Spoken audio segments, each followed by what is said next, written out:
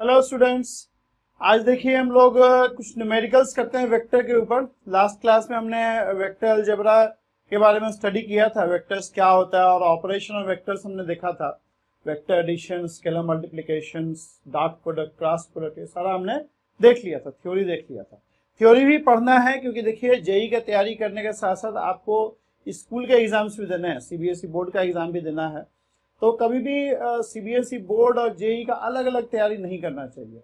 वो बहुत time taking हो जाएगा और सही नहीं होता, उसमें टाइम बहुत बर्बाद होगा आपका और बहुत ज़्यादा मेहनत करना पड़ जाएगा। आप एक होलिस्टिक अप्रोच रखिए जिसमें सीबीएसई का भी आपका हो जाए और जेई नीट का भी हो जाए, ठीक है। तो थोड़ा सा क्या है कि थ्योरी भी पढ़ते चलेंगे हम लोग, न्यूमेरिकल्स भी करेंगे, पूरा एक ही बार करेंगे। अब वेक्टर्स जो है स्कूल के लिए अलग करना और जेई के लिए अलग करना कोई पॉइंट नहीं है ना, मतलब we have to excel everywhere, topics same. तो उसको उस तरीके से हम लोग करेंगे। लास्ट क्लास में हमने वेक्टर्स का सारा थ्योरी पार्ट देख लिया था। अब सवाल करना हम लोग को, तो अभी कुछ सवाल हम लेके आए हैं एस सी वर्मा की किताब से, ठीक है। अगले क्लास में हम लोग जो प्रीवियस पेपर है आईआईटी जेई का उसको भी देखेंगे हम लोग। तो आज पहले न्यूमेरिकल्स थोड़ा कर ले, फिर अगले अगले लेक्चर में हम लोग पीवाईक्यू देखेंगे। जो भी स्टूडेंट्स आईआईटी जेई नीट या सीबीएसई बोर्ड में हैं वो सारे लोग इस चैनल को सब्सक्राइब कर सकते हैं, ठीक है। मैं हूं विशाल देवर्सी और आप देख रहे हैं मेरा यूट्यूब चैनल टी विद्या लर्निंग, ओके। तो पहला क्वेश्चन देखते हैं हम लोग। देखिए हाथ से ही लिख लिया है क्वेश्चन को, है ना। वो पीडीएफ काटने से कॉपीराइट वायलेशन का इशू रहता है, बट एस सी वर्मा की किताब का क्वेश्चन है, मतलब नोबडी कैन से कि हमने मतलब हम बोल रहे हैं कि एस सी वर्मा का किताब का क्वेश्चन तो करवाया ही जा सकता है, ठीक है। Find the resultant of the vector shown in figure. इसका रिजल्टेंट बताना है आपको। तो रिजल्टेंट अगर इस टाइप से क्वेश्चन दिया है ना, आप सारे वेक्टर्स को पहले कंपोनेंट फॉर्म में लिख लो, ठीक है। मान लो ये तुम्हारा वेक्टर ए है, बहुत सिंपल है। This is vector A, this is B and this is C suppose, ठीक है। तो आप इनको रिजल्टेंट जैसे वेक्टर लिखाता है, मतलब इसको ऐसे लिख लो। ए वेक्टर क्या है तुम्हारा? ए वेक्टर इज 5 मीटर लेंथ है और एंगल्स 37 डिग्री बना रहा है। तो क्या हो जाएगा? 5 cos 37 degree I cap plus 5 sin 37 degree J cap. अब 37 डिग्री वाला जो है ना बड़ा फेमस है एंगल। क्यों फेमस है? क्योंकि इसका जो साइन कॉस होता है वो बड़ा इजी होता है। कहाँ चलेगा?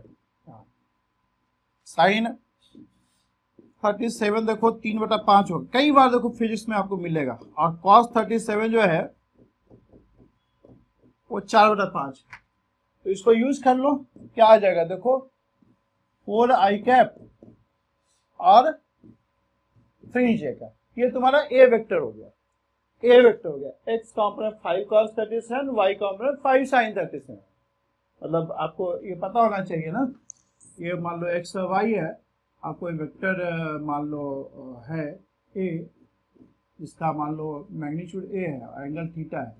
ए can written as A cos 37, A cos theta i का, और ए इस तरह से रिजॉल्व कर लो। ये आपको पता होना चाहिए, पहले पढ़ाया भी है बट फिर भी एक बार बता दिया आपको।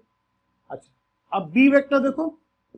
बी वेक्टर का मैग्नीट्यूड क्या है? 3 है, और डायरेक्शन क्या है? एक्स के डायरेक्शन में है। तो सिंपली 3 आई कैप लिख दो। इसका तो दोनों डायरेक्शन में कंपोनेंट बन रहा था ना, साइन और एक्स और वाई दोनों, ये तो पूरा का पूरा ही एक्स डायरेक्शन में है। एक्स डायरेक्शन के along unit vector i cap हो गया। C is what? 2 j cap. अब अगर रिजल्टेंट देखोगे तो रिजल्टेंट क्या हो जाएगा? Resultant vector R suppose is A plus B plus C. अब आई कैप पहले सारे जोड़ दोगे, जे कैप पहले सारे जोड़ दोगे, फिर हो जाएगा 7 आई कैप प्लस 5 जे कैप। ये रिजल्टेंट हो जाएगा। अगर मैग्नीट्यूड डायरेक्शन निकालना चाहते हो तो मैग्नीट्यूड हो जाएगा क्या? 7 स्क्वायर प्लस 5 स्क्वायर, 49 बचे 25, 74 हो गया। और direction which it makes with the X axis would be tan inverse y component by x component. y component 5 है, x कॉम्पोनेंट 7 है। इतना एंगल बनाएगा विथ रिस्पेक्ट टू, कैसे भी लिख सकते हो, या तो तुम इस फॉर्म में लिख दो या मैग्नीट्यूड डायरेक्शन के टर्म्स में, एक ही बात। ठीक है, बहुत सिंपल है क्वेश्चन। अगला क्वेश्चन देखते हैं क्या बोल रहा है। देखो, the magnitude of vectors OA, OB and OC are equal, find the direction of OA plus OB minus OC। ये आई थिंक सी होगा। डायरेक्शन पूछा है OA plus OB plus OC। अब वैसे ही मतलब इसको कॉम्पोनेंट फॉर्म में लिख दीजिए आप, कॉम्पोनेंट फॉर्म में लिख दीजिए, आपका आंसर आ जाएगा सर। OA क्या है, मान लो सारे का जो मैग्नीट्यूड है, मान लो small A, small A is the magnitude, small A cos 30 i cap plus sin 30 j cap. अब cos 30 sin 30 तो पता ही है, √3/2 आई कैप। ये सब याद रखना है यार। cos का एंगल फेमस एंगल है ना, 0, 30, 60, 45, 90, ये सब याद रखिए। और वो सब भी याद रखो, cos π/2 प्लस थीटा और sin π/2 प्लस थीटा, ये सब क्या होता है, ये सब याद रखिए। छोटा सा क्लास ले लेंगे उस पे ट्रिग्नोमेट्री पे। फिर वो भी क्या हो जाएगा, देखो ये सेकंड क्वाड्रेंट में है, इसका x कॉम्पोनेंट नेगेटिव होगा और y कॉम्पोनेंट पॉजिटिव होगा। क्या हो जाएगा, a cos 45 ये नेगेटिव हो गया ना, माइनस आई का, और क्योंकि x कॉम्पोनेंट नेगेटिव बन रहा है ना, and a sin 45 plus j cap. तो ये हो जाएगा तुम्हारा a माइनस 1/√2 आई कैप। अब देखो ये जो है OB, ये OB नहीं है, OC हो गया ना यार, ये OC हो गया।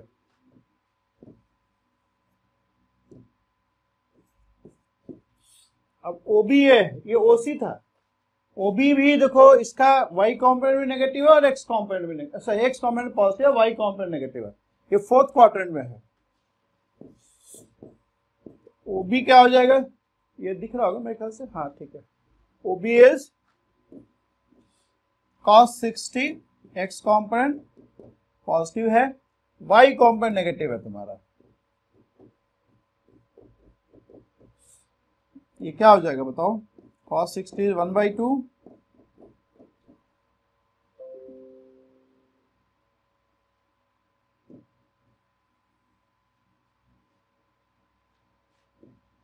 sin 60 होगा भाई, एंड माइनस j का, या so it is minus, negative Y direction में जो यूनिट वेक्टर होता है माइनस जे कैप हो जाएगा, पॉजिटिव वाई डायरेक्शन में प्लस जे कैप होता है, नेगेटिव वाई डायरेक्शन में तुम्हारा माइनस जे कैप होता है। इसको ऐसा ही लिख दो सिंपल, माइनस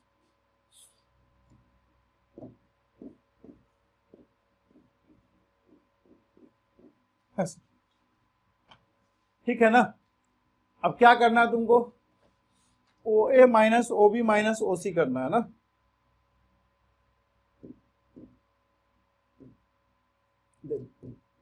OA इधर, OA इज सबका x ऐड कर लो, I वाला आज x नहीं ऐड नहीं करना है, OA और OB ऐड करना है।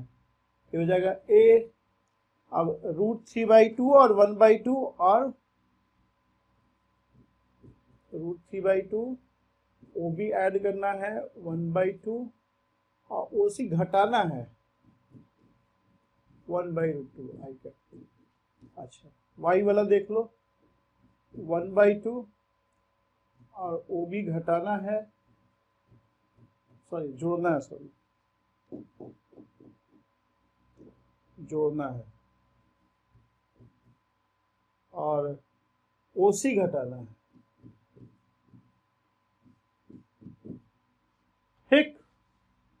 ठीक। हाँ ठीक है, ये हो गया तुम्हारा 2√3 + 1 + √2, और इसका भी √2 लघुत्तम हो गया,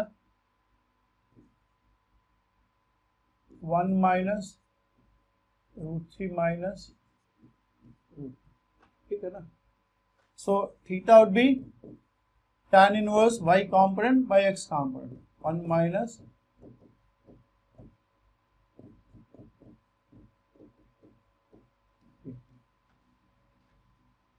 समझ लो ना, कैलकुलेशन था, चेक कर लेना, ठीक है। हाँ यही आ जाएगा आंसर। चेक करते हैं, √3/2 1/2 + 1/√2, वो सी घटाना है, ठीक है। 1/2 - √3/2 - 1/√2, ठीक है। Okay, so this is how we can do it, simple है बिल्कुल, कंपोनेंट फॉर्म में ले लीजिए और इसको करते जाइए। अच्छा, सो दैट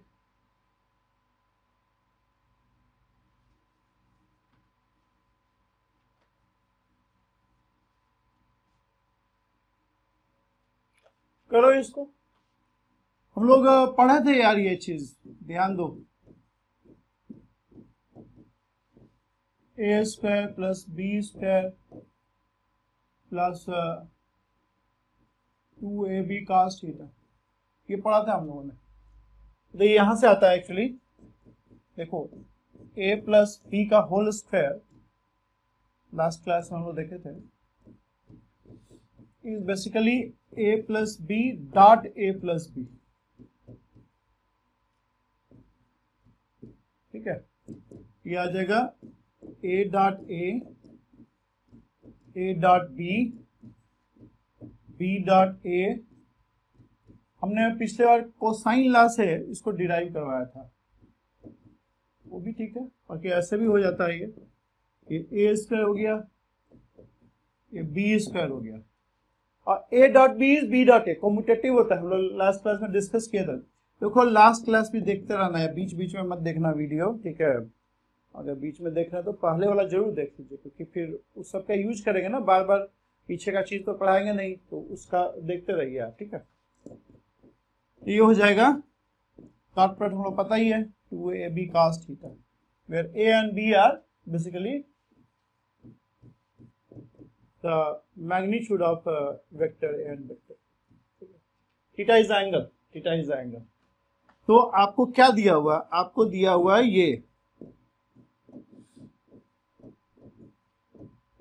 ये दिया, चलो स्क्वायर भी बराबर ही होगा, फिर ये क्या हो जाएगा, a² + b² 2ab cos theta, और ये भी उसी तरह से कर लेंगे, a² + b² माइनस है तो ये 2 ऐसे आ जाएगा, ये सब कट जाएगा, आपका आ जाएगा 4ab cos थीटा इज 0। अब a और b तो नॉन जीरो वेक्टर्स है, लिखना चाहिए था, बट चलो ठीक है, नहीं लिखा तो कोई बात नहीं, और नॉन जीरो वेक्टर्स है, तो cos theta is 0 means theta is 90 या 270, नहीं हाँ 270, कुछ किसी भी केस में वो परपेंडिकुलर ही होगा, theta is 90, so that means the vector a is perpendicular to vector b। Simple देखो क्वेश्चन है, शुरू में देखो सिंपल सिंपल करेंगे, धीरे धीरे और कॉम्प्लिकेटेड करते जाएंगे, फिर हम लोग जेई वाला क्वेश्चन करेंगे, ठीक है। मतलब हम लोग बेसिक से बिल्कुल चलो एडवांस तक, ताकि जो भी स्टूडेंट शुरू कर रहे हैं उनको दिक्कत ना हो, ठीक है। अभी बेसिक क्वेश्चन कर रहे हैं, फिर नेक्स्ट क्लास में वो, ये क्वेश्चन अच्छा है, ठीक है, ये क्वेश्चन बढ़िया है। देखिए क्या है question, A carrom board 4 feet by 4 feet square, 4 feet, carrom board तो देखे ही आप लोग, कैरम बोर्ड खेले होंगे, ऐसे स्क्वायर शेप का बोर्ड होता है। A carrom board 4 feet × 4 feet has a queen at the centre, जो रेड वाला गोटी होता है ना उसको क्वीन बोलते हैं, राजा नहीं होता है इसमें, ठीक है। शतरंज में राजा रानी दोनों होता है। तो 4 फीट बाई 4, रानी नहीं होता है, राजा होता है, वजीर होता है, राजा और वजीर होता है। अच्छा, has a queen at the centre, the queen hit by a, शतरंज खेलो, वो खेलो यार, कैरम बोर्ड खेलो। कैरम बोर्ड ना बहुत अच्छा गेम है। फिजिक्स, अगर फिजिक्स का बहुत सारा उसमें जो है ना कॉन्सेप्ट अप्लाई होता है। जैसे हम लोग ऑब्लिक कोलिजन करेंगे तो उसमें भी कैरम बोर्ड एक अच्छा एग्जांपल प्रेजेंट करेगा।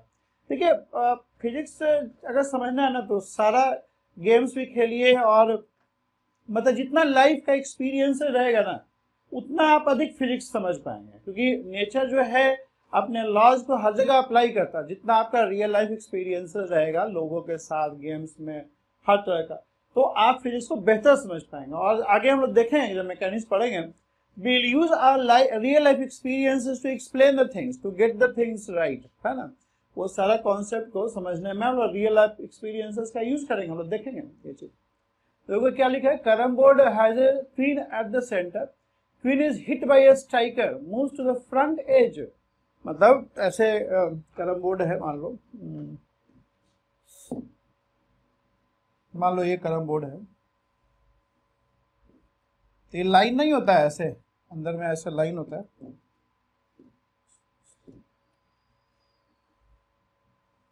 स्ट्राइकिंग लाइन होता है, ठीक है। और यहाँ क्वीन है। अब क्या बोल रहा है, queen is hit by striker, striker यहाँ से चलाते हैं हम लोग, and striker moves to the front edge and rebounds and goes to the hole below the striking line। मान लो ये स्ट्राइकिंग लाइन है, मान लो यहां से हिट किया, ये स्ट्राइकिंग लाइन है। अब ये स्ट्राइकर से हिट किया, अब ये कहां जाएगा, ऐसे जाएगा, और ऐसे इधर इधर इधर होल होता है, सॉरी कहा लिखा है,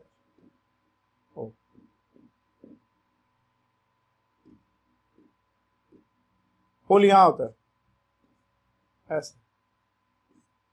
हाँ, ये यहां चला गया, ठीक। हाँ, यहां से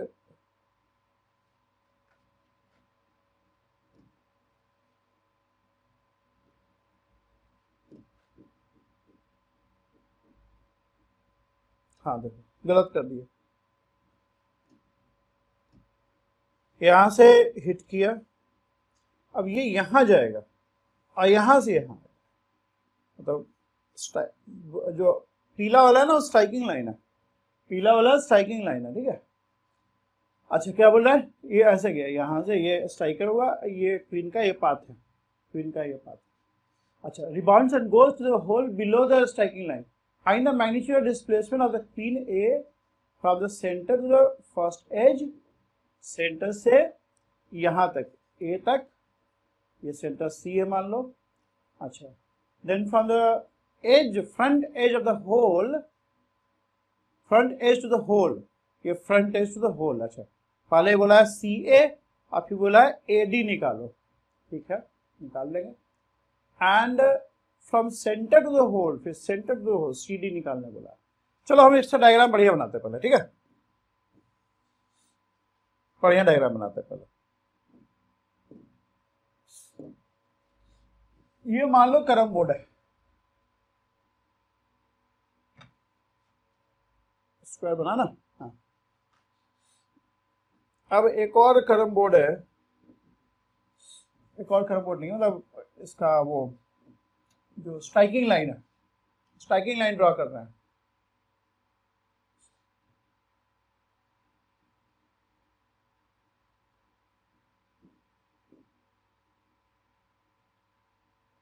ये स्ट्राइकिंग लाइन, ठीक, बीच में क्वीन है, ये क्वीन है। अब किसी ने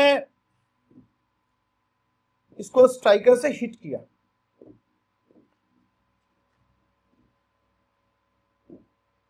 सपोज को इसको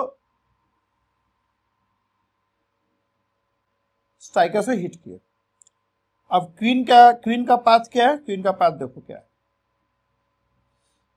क्वीन का पाथ जो है, क्वीन यहां गया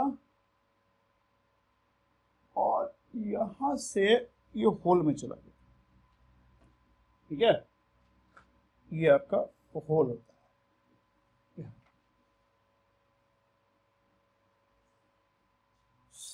मान लो क्वीन जो है, सपोज क्वीन इज एट ओ, ठीक है, और ये मान लो ए और ये मान लो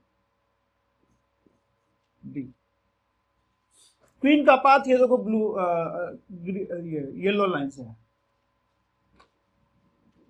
अब देखिए आपसे क्वेश्चन क्या क्या पूछा है, find the distance of queen from centre to the first edge and from front edge, centre to the front edge. पहले आपसे ओ ए वेक्टर पूछा है, पहले आपसे ओ ए पूछा है, डिस्प्लेसमेंट पूछा है ओ ए, फिर आपसे पूछा है फ्रॉम द, डिस्प्लेसमेंट पूछा है ना, देख लो, मैग्नीट्यूड ऑफ डिस्टेंस, ठीक है, displacement is shortest distance from centre to the front edge, O A पूछा है तुमसे। फिर क्या पूछा है? From front edge to the hole, मतलब ए बी पूछा है फिर, और उसके बाद from the centre to the hole तो एक ओ बी पूछा है। तो ओ बी तो इजी है, देखो 4 फुट बाई 4 फुट है, 4 फुट है, तो O B is nothing but half of the diagonal, half of the diagonal, O B is half of the diagonal, ठीक है, O B half of the diagonal. तो full diagonal कितना होता है? Sorry, full diagonal कितना हो गया? 4 foot by 4 foot, 90 degree angle, तो 4√2 हो गया, तो ओ भी हो जाएगा 2√2, आधा उसका, समझ ना 4√2 कैसे आ रहा है? √4² + 4², ठीक। अब आपसे पूछा है ओ ए क्या होगा, ओ ए क्या होगा। अब एक चीज समझो, थोड़ा सा फंडा लगाते हैं, यहां पे कोलिजन हुआ है, सॉरी, तो जो ये एंगल थीटा होगा वही एंगल ये भी थीटा होगा। एक ऐसा करें, इसको लाइन ड्रॉ कर दें यहां से, ठीक है, और ये जो लाइन है ना इसको थोड़ा सा बढ़ा लें। तो अब ये मान लो कि है तुम्हारा A B, O A B, ये सी मान लो, ये डी मान लो। अब देखो ट्रायंगल ए डी ओ या ओ A D, O A D और ए सी डी, ए सी डी, ये कॉन्ग्रुएंट ट्रायंगल होगा, ठीक है, ये एंगल सेम है आपका, और ये चूंकि सेम एंगल है आपका, C D will be equal to D O, तो कॉन्ग्रुएंसी प्रूफ कर लेना आप, ठीक है, कॉन्ग्रुएंसी प्रूफ कर लेना। और यही नहीं, ये थीटा है तो ऑल्टरनेट एंगल ये भी थीटा होगा, ये एंगल भी सेम होगा, तो ए सी डी और सी बी ई ये भी कॉन्ग्रुएंट होगा, ये भी कॉन्ग्रुएंट होगा, ठीक है। अच्छा चलो छोड़ो कॉन्ग्रुएंसी हटाओ, आप ये समझो, ये 2 फीट होगा ना, ये आधा है, ये 2 फुट होगा, मारो गोली कॉन्ग्रुएंसी, 2 फीट ये है, ये 2 फीट कैसे हो गया? पूरा 4 फीट है, तो ये आधा, ये सेंटर है ना जी, सेंटर का लाइन है, ये भी 2 फीट है, ये भी 2 फीट होगा, पूरा जो है 4 फीट है, तो इसका आधा 2 फीट हो गया, ठीक, ये 2 फुट हो गया। अब 2 फुट हो गया, तो अगर हम लोग इस ट्रायंगल का बात करें, इस ट्रायंगल का ए डी ओ, तो ये कितना होगा बताओ?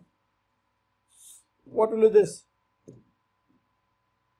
OD by AD will be equal to tan theta. OD by AD is tan theta, तो ये हो जाएगा 2 tan theta। अब इस ट्रायंगल में आ जाओ, ACD, तो CD by AD is again tan theta, तो CD भी हो गया 2 tan theta। अब इसमें आ जाइए, ये थीटा है, अब EC by EB is tan theta and EB is 2 feet। ठीक है, तो ये भी आपका हो गया। अब CE plus CD plus DO that will be 2 feet।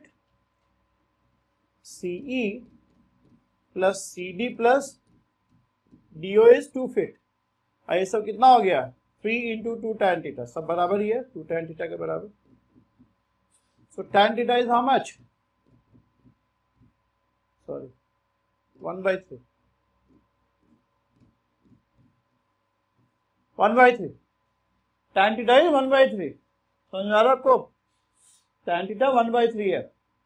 अब tan theta निकल गया हमें, अब AO निकालना है, तो AO क्या होगा बताओ?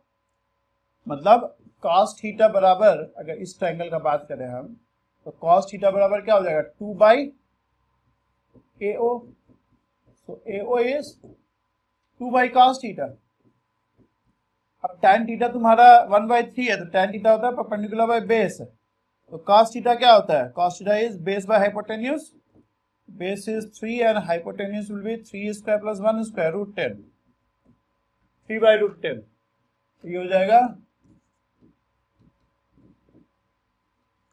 2√10/3। 2√10/3। 2√10/3। ठीक है, समझ में आ रहा है भाई?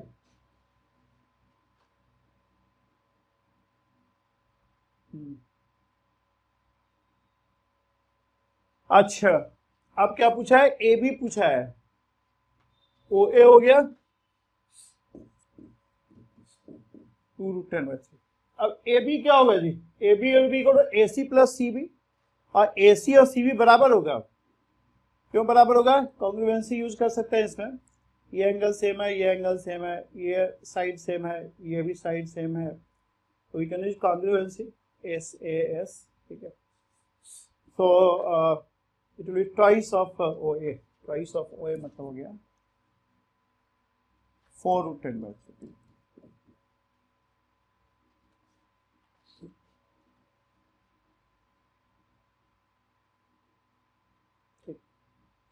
ऐसा हो जाएगा, सिंपल है।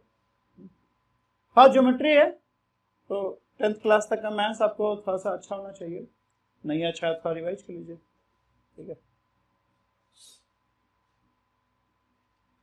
आगे चलते हैं। ये देखो, let A1, A2, A3, A4, A5, A6, A1 be a regular hexagon. Write X component the vector represented by 6 sides taken in order. Use the fact that resultant of these 6 vectors are 0 to prove that. Okay, ठीक है। देखिए, एक चीज समझो, मतलब last class में बताना भूल गए होंगे कि अगर कोई वेक्टर्स टेकन इन ऑर्डर, मतलब एक के बाद एक ऑर्डर में लेने पे, अगर वो क्लोज पॉलीगॉन बना रहा है, मतलब taken in the proper order, मतलब प्रॉपर ऑर्डर मतलब कि एक का हेड दूसरे के टेल पे हो, मतलब इस टाइप का हो। मतलब एक ये वेक्टर हो गया ए, अब यहां से एक बी, तो इसी तरह का ऑर्डर में C D E F G, close order, मतलब इसी ऑर्डर में। ऐसा नहीं कि मतलब लास्ट वाला वेक्टर तुमने ऐसे कर दिया, ऐसे, तब नहीं, तब नहीं। Same order taken in a particular order, मतलब ऐसे, हेड दूसरे का टेल, इसका हेड दूसरे का टेल, अगले का टेल, इसका हेड अगले का टेल। अब ऐसे के क्लोज पॉलीगॉन बना देता है, जो नहीं कि रेगुलर पॉलीगॉन है। और वेक्टर्स कुछ भी हो सकता है, मतलब जो नहीं कि इक्वल हो। अगर ऐसे बना देता है तो उस केस में the resultant of these vectors will add up to 0। करने का मतलब ये है, if they form a close polygon,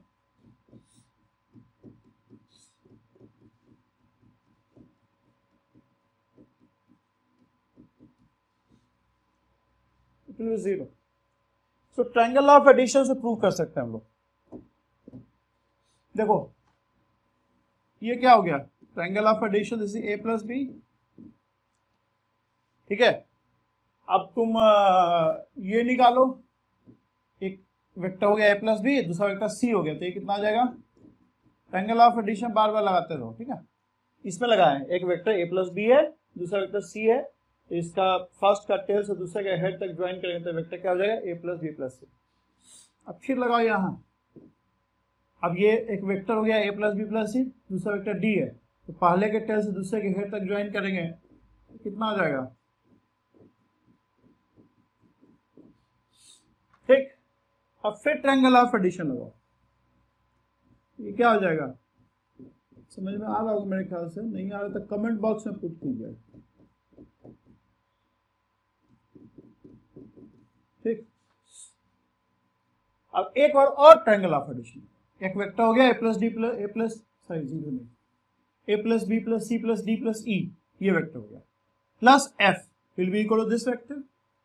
ये वेक्टर कितना हो जाएगा? ये वेक्टर हो जाएगा a plus B plus C plus D plus E plus f। ठीक है, ये आपका ये वेक्टर हो गया। और g वेक्टर क्या है?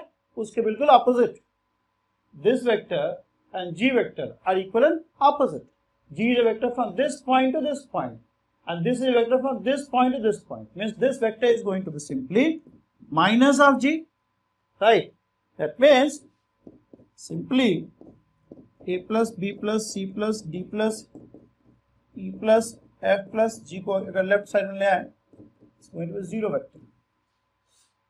जीरो मतलब जीरो वेक्टर, मतलब वेक्टर को जोड़ के स्केलर नहीं बनेगा, वेक्टर ही बनेगा। ठीक, I hope this is clear to you. ठीक है, ये लास्ट क्लास में मैंने नहीं बताया था। अच्छा, क्या बोल रहा है? Resultant of these vectors are zero, समझ में आ रहा है हम लोग को? मतलब ये तो दे दिया आपको, हमने बता भी दिया कैसे जीरो हो रहा है। ठीक है, तो प्रूव। अच्छा ठीक है, रिजल्टेंट जीरो है मतलब रिजल्टेंट का एक्स कॉम्पोनेंट जीरो होगा, वाई कॉम्पोनेंट जीरो होगा। रिजल्टेंट जीरो है मतलब रिजल्टेंट का एक्स कॉम्पोनेंट भी जीरो होगा, रिजल्टेंट का वाई कॉम्पोनेंट भी जीरो होगा। तो इसका एक्स कॉम्पोनेंट क्या होगा? ये तो पूरा का पूरा एक्स के अलॉन्ग ही है। अगर अच्छा इसमें रेगुलर पॉलीगोन है तो सब जो है सेम लेंथ का होगा वेक्टर। मान लो ए इज द लेंथ, तो a1 a2 का एक्स कॉम्पोनेंट क्या होगा? अच्छा, a1 a2 का एक्स कॉम्पोनेंट तो a ही हो जाएगा, क्योंकि पूरा का पूरा वेक्टर ही एक्स के अलॉन्ग लाई कर रहा है। अच्छा, a2 a3 वेक्टर का एक्स कॉम्पोनेंट क्या हो जाएगा? This will be a cos pi by 3।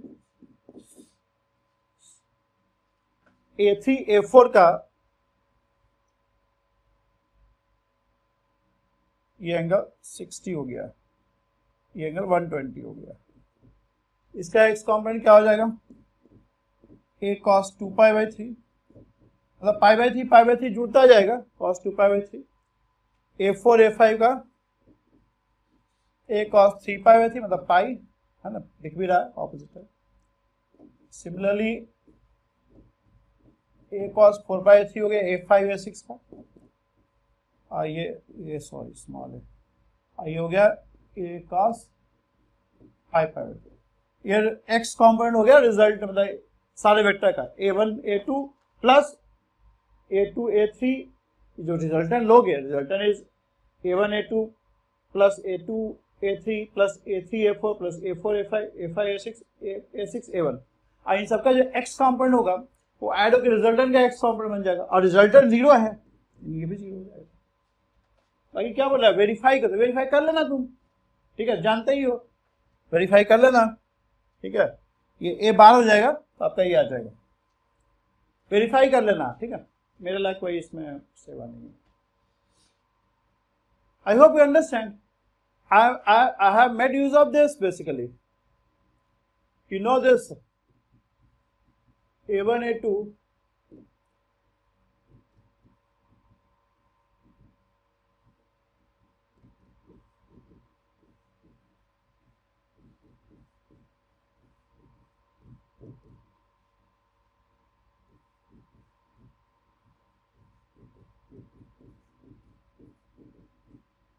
is 0.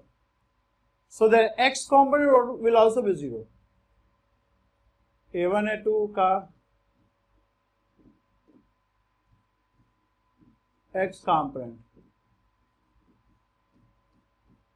का x component. The x component resultant will be simply sum of the resultant of the individual vectors.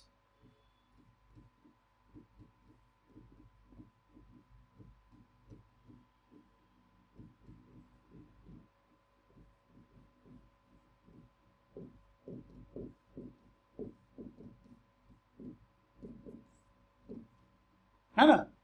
Similarly for y component also, ये मतलब sign 0 sine pi थी sign 2 पाई थी करेंगे, वो भी सम होकर 0 हो जाएगा. ठीक है, okay, not a very good question I think. तो ये हो गया. A B C are mutually perpendicular so that C cross A cross B is 0. ठीक है, तो होगा ही यार. ए क्रॉस बी क्या है? This is perpendicular to plane containing A and B.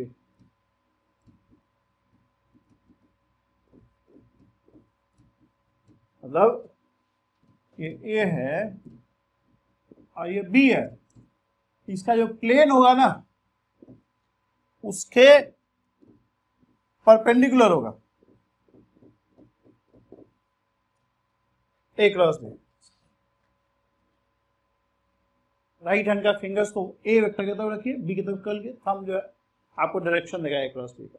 A cross B perpendicular to the plane containing A and B. अच्छा, mutually perpendicular का मतलब होता है A is perpendicular to B, B is perpendicular to C and A is perpendicular to C. ठीक, अब बोला C is perpendicular to both A and B. C is perpendicular to both A and B. It means C is perpendicular to plane containing A and B. C perpendicular, सी जो है ए का ही perpendicular है और B का ही perpendicular है, यानी C will be perpendicular to the plane containing A and B. यानी C vector या तो ऐसे होगा या अंदर की तरफ होगा, या तो आउटवर्ड ऐसे होगा परपेंडिकुलरली आउटवर्ड, जो व्हाइट जो डिजिटल बोर्ड है उसके परपेंडिकुलर ऐसे, या उल्टे साइड. दोनों ही केस में C vector will be either parallel to A cross B और anti parallel to A cross B. Parallel मतलब दोनों के बीच एंगल 0 हो जाएगा, एंटी पैरेलल दोनों के बीच का एंगल पाई हो जाएगा. ठीक है, दोनों के बीच का एंगल पाई हो जाएगा. तो ये क्या होता है? Magnitude of C, magnitude of A cross B into sine either 0 और पाई.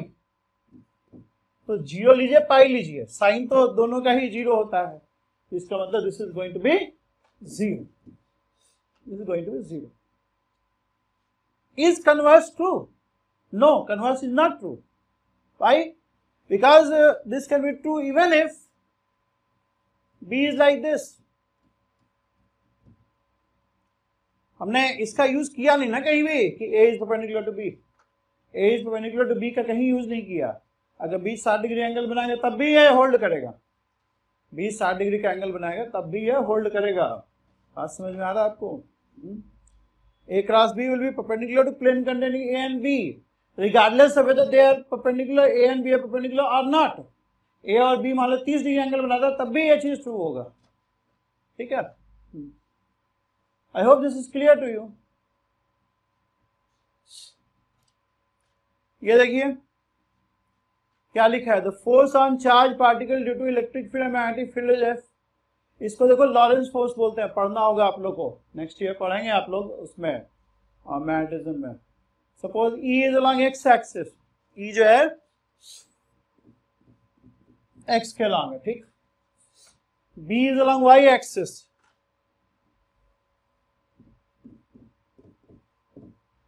Okay, in what direction and with what minimum speed V should a positively charged particle is sent so that the net force is 0. Here is positively charged particle.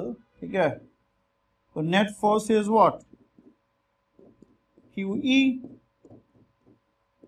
plus Q. That means E should be equal to minus V cross B.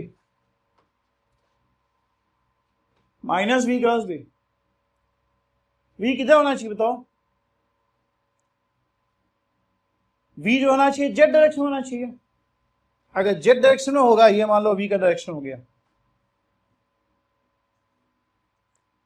तो v cross b किधर जाएगा, negative x direction में। v cross b जो है negative x direction में जाएगा, यानी v cross b will be minus of e।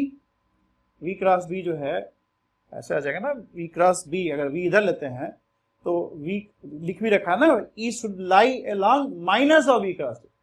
e का जो डायरेक्शन होना चाहिए वो minus of v cross b का डायरेक्शन होना चाहिए। तो अगर v हम लोग z डायरेक्शन में लेते हैं तो v क्रॉस b किधर जाएगा, ये मान लो x ले लो, ये y ले लो, ये z ले लो।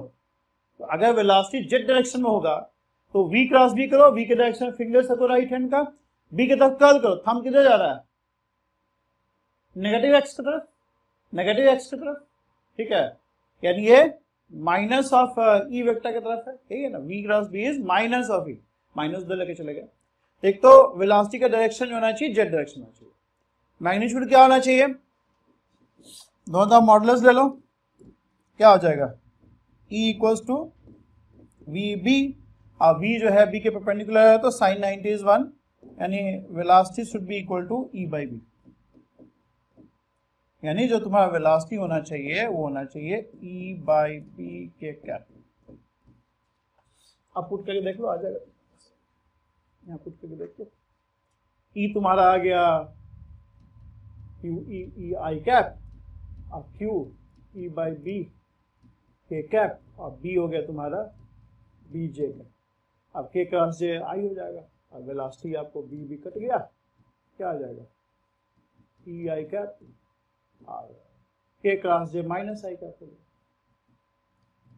Sorry k cross j minus i cap, ये आ जाएगा, सिंपल है। आगे पढ़ना है तुमको, लॉरेंट ट्रांसफॉर्मेशन पढ़ना है, ठीक है। So that's all about today's class. हम लोगों ने कुछ सिंपल सिंपल न्यूमेरिकल देखा है। अब नेक्स्ट क्लास में जो है ना हम टाइप करवा रहे हैं, तो जो प्रीवियस पेपर है उसका IIT JEE का वो लेके आएंगे, वो करेंगे, सारे वेक्टर क्वेश्चन कर डालेंगे, ठीक है, जितना अभी तक आया है 78 से लेके। पहली बार IIT JEE 73 में कंडक्ट हुआ है, तो मार्केट में 78 से पेपर अवेलेबल है, तो जितना भी क्वेश्चन वेक्टर पे आया है वो सारा कर लेंगे, तो कॉन्फिडेंस आ जाएगा थोड़ा हम लोग को, है ना, कि क्वेश्चन कर लिए तो लगेगा कि हाँ भाई पढ़े, जो मतलब क्वेश्चन कर पा रहे हैं और इजिली कर पा रहे हैं, बहुत मतलब स्ट्रगल करके नहीं करना है। क्वेश्चन देखिए बहुत टफ नहीं होता है, लोग हवा बना दिया है मतलब कोचिंग ज्वाइन करवाने के लिए और गार्जियन लोग को डराने के लिए। क्वेश्चन आर सिंपल, आपका कॉन्सेप्ट क्लियर होना चाहिए, ठीक है, हाँ, तो कोई इशू नहीं आएगा, हम लोग करेंगे और हंसते खेलते करेंगे, ठीक है। तो चलते हैं, and you are watching T Vidya Learning channel, YouTube channel, and I am Vishal Devarsi. I did my BTech in Electrical Engineering from IIT BHU 2002 batch. Okay, thank you very much and have a good day.